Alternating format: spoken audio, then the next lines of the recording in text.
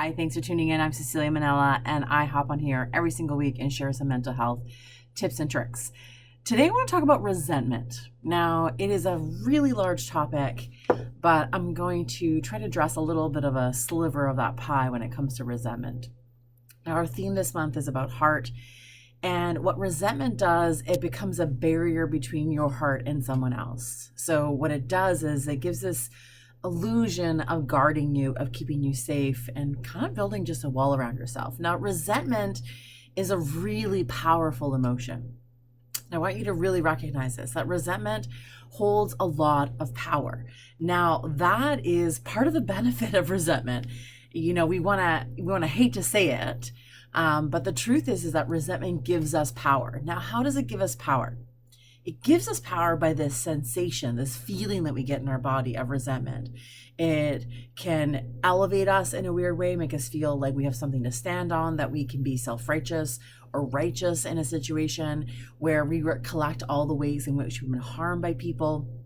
Now, resentment holds you emotionally hostage, and the other person that you're holding resentment against also emotionally hostage.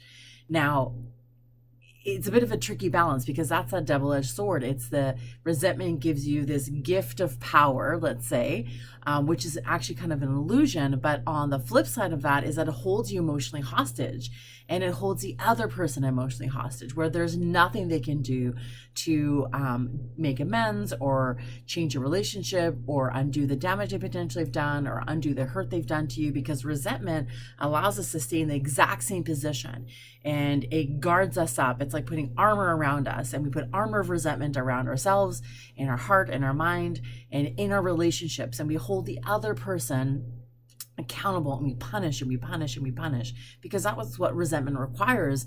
Resentment requires a constant amount of energy and punishing of another person.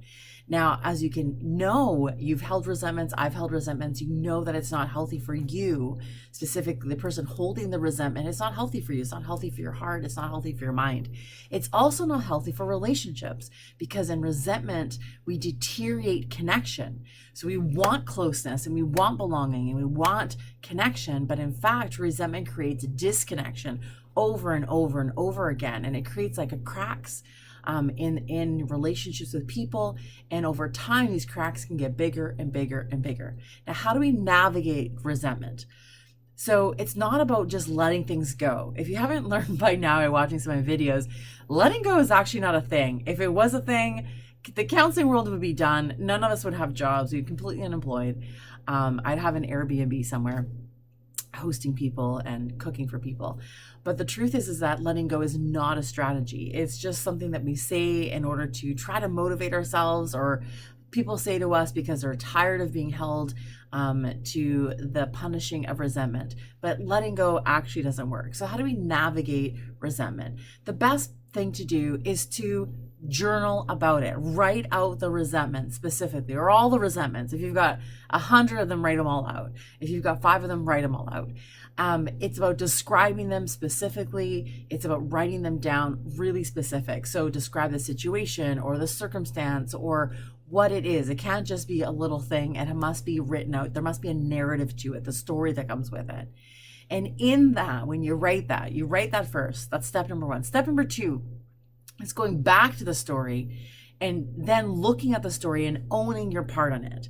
Now, there is not a single situation potentially, unless it's childhood abuse, which is very different. So I'm not talking about something that happened when you were a child and someone else is an adult. I'm talking about adult to adult relationship, is that you have been a contributor to something in that situation. It is almost impossible to not have contributed something, whether that's not setting boundaries, not listening to your intuition, not speaking up, not saying what your needs and wants are.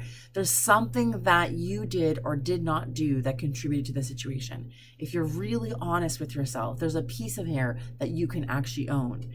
So it's not about absolving the other person. So this isn't about saying the other person didn't do wrong. And this is a trick around we get to forgiveness, is we think it's about absolving another person, but that's not what it is. Taking responsibility for your role in the circumstance is really important because you are a participant in relationships. You are not a bystander. You're not passive. We are all participants in the multiple relationships that we find ourselves in.